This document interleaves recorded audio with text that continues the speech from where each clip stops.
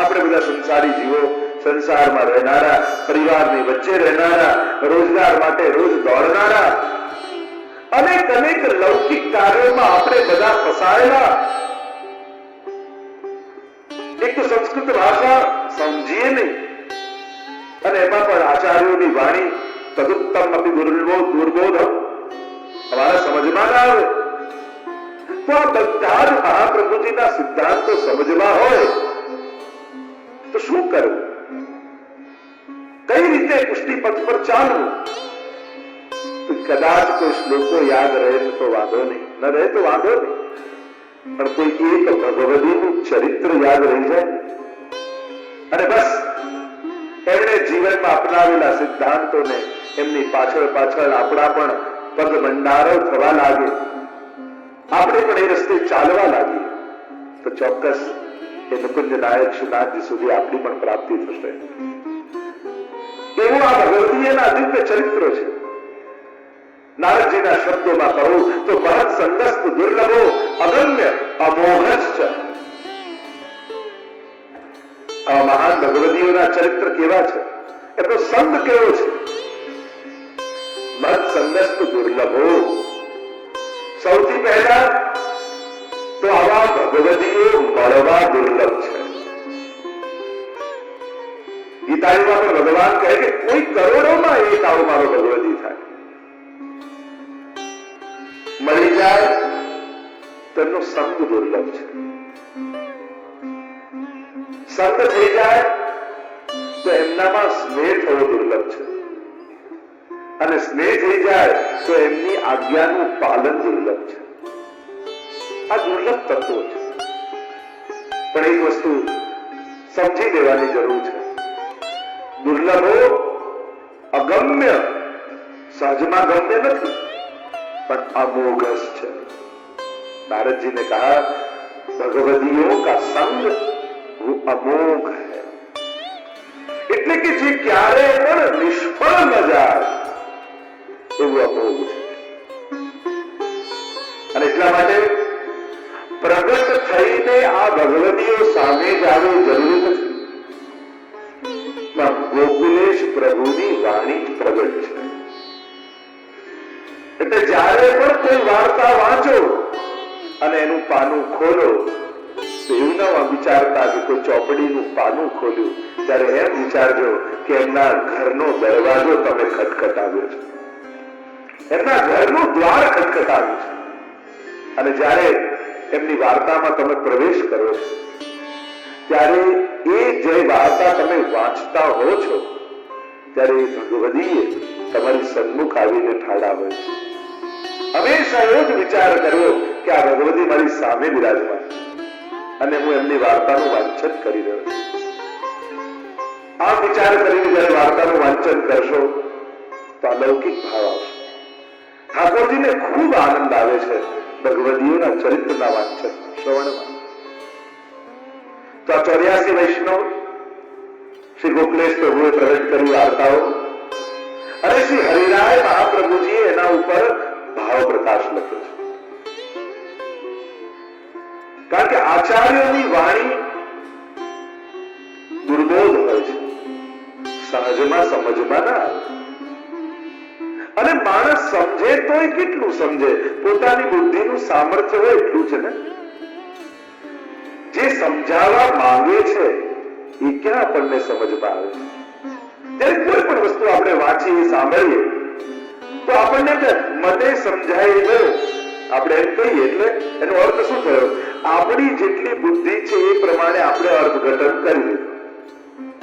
પણ ખરેખર જે કહે છે, જે બોલે છે, જે લખે છે, એ જે સમજાવવા માંગે એ સમજમાં આવ્યું કે નહીં એ આપણને ક્યાં ખબર પડે? અને એટલે જ તમારા ધવલાજી તમને બધા અને આપણને બધાને સૂત્ર આપ્યું, સુન્યો પણ સમજ્યો ના. આજે પ્રથમ ધવલાજીની વાર્તાનો પ્રસંગ લઈશું. મારા માટે પણ કઠિન વાત છે કે 7 દિવસમાં 84 વૈષ્ણવ ની ગાથા ગાઈ ગઈ, પણ મારે તો ગાવી જ છે 84 વૈષ્ણવનો. મારો તો પ્રયાસ રહેશે જ કે 84 વૈષ્ણવની ગાથા ગાવ. 12 સિત્તા 84, એટલે એક દિવસમાં જો 12 વૈષ્ણવની વાર્તા કરું તો 84 વૈષ્ણવ થઈ જાય. એટલે પ્રયાસ તો કરીશ, પણ ખાતરી નથી આવી. કારણ કે મારું લક્ષ્ય એને બતાવવાનું હોતું જ નથી, મારું લક્ષ્ય તો પહોંચાડવાનું હોય છે કે વાર્તા તમારા સુધી પહોંચી જાય એટલું મારું કામ પતું. મારે ક્યાં ચોપડી પૂરી કરવી છે, મારે ક્યાં પુસ્તક ગ્રંથો પૂરા કરવા છે. મારે તો એક વૈષ્ણવનો ભાવ તો એક વૈષ્ણવ સુધી પહોંચી જાય એટલે આપણી સફળતા. તો પ્રયાસ રહેશે. સૌથી પહેલા શ્રી ગોકુલેશ પ્રભુ 84 વૈષ્ણવનો ભાવ બતાવે છે કે 84 વૈષ્ણવ શા માટે? 84 વૈષ્ણવની વાર્તા કહીએ છીએ. વૈષ્ણવ તો અનેક છે. અમુક આંક આપણે ત્યાં સૂચનાત્મક છે, કંઈક સાંકેતિક હોય છે. કેટલાક અક્ષરો પવિત્ર માન્યા છે, કેટલાક આદરણીય માન્યા છે. જેમ 11 નો આંક આપણે ત્યાં એકાદશીના રૂપે શુભ માનીએ છીએ. 56 નો આંક આપણે ત્યાં વિશેષ રૂપે માન્યો છે, 56 ભોગ આદિ થાય છે. 84 નો આંક આપણે ત્યાં વિશેષ રૂપે માન્યો છે. 108 એનો પણ વિશેષ રૂપે. 1008 શાસ્ત્ર નામો પણ છે.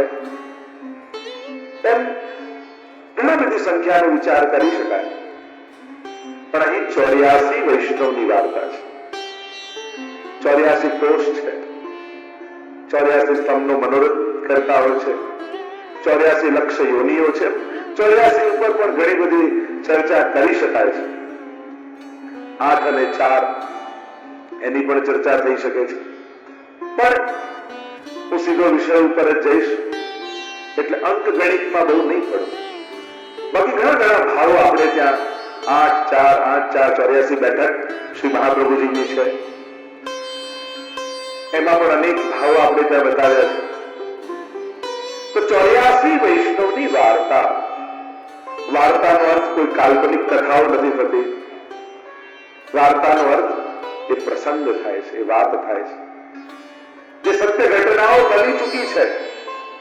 શ્રી મહાપ્રભુજી અને ગુસાઈજીના જીવનકાળ દરમિયાન આ એક સાહિત્યનો વૈભવ આપણા બધા પાસે છે. તો એ વૈભવ 84,252 રૂપે શ્રી ગોકુલેશ પ્રભુએ આપણને આપ્યો છે. આના રચયિતા શ્રી ગોકુલનાથજી છે. અને એટલા માટે પણ એક વંદનીય આ વાર્તાઓ થઈ જાય છે, કારણ કે કોઈ સાધારણ જીવના મુખ્યા નથી ગવાય. સ્વયં સાક્ષાત પુરુષોત્તમ સ્વરૂપ શ્રી ગોકુલેશ પ્રભુના મુખારવિંદથી ગવાય છે. અને એના ઉપર આપણા પ્રાણ પ્રિય શ્રી હરિરાય મહાપ્રભુજીએ જયારે ભાવ પ્રકાશ લખ્યો હોય ત્યારે એની પ્રમાણિકતા, એની ઓથેન્ટિસિટી ખૂબ વધી જતી હોય છે. જો પ્રભુના અનેક પ્રકારના પ્રસંગો, અનેક પ્રકારની લીલાઓના વર્ણનો, અનેક પ્રકારના ઉપદેશો આપણે ત્યાં પ્રસિદ્ધ છે, પણ એની ઓથેન્ટિસિટી એની કર્તા ઉપર ડિપેન્ડ રાખે છે કે આ કોણે રચના કરી છે, કોણે આને ગાયું છે, કોણે આનું સંકલન કર્યું છે. અને એટલા માટે એની વિશેષ મહત્તા આપણે ત્યાં છે. તો 84 વૈષ્ણવની વાર્તા સૌથી પહેલા તો શ્રી ગોકુલેશ અને શ્રી હરિરાય મહાપ્રભુજી સમજાવે છે. 84 વૈષ્ણવ એટલા માટે એમ તો 4 પ્રકારના પ્રકૃતિના જીવોની વાત કરી છે.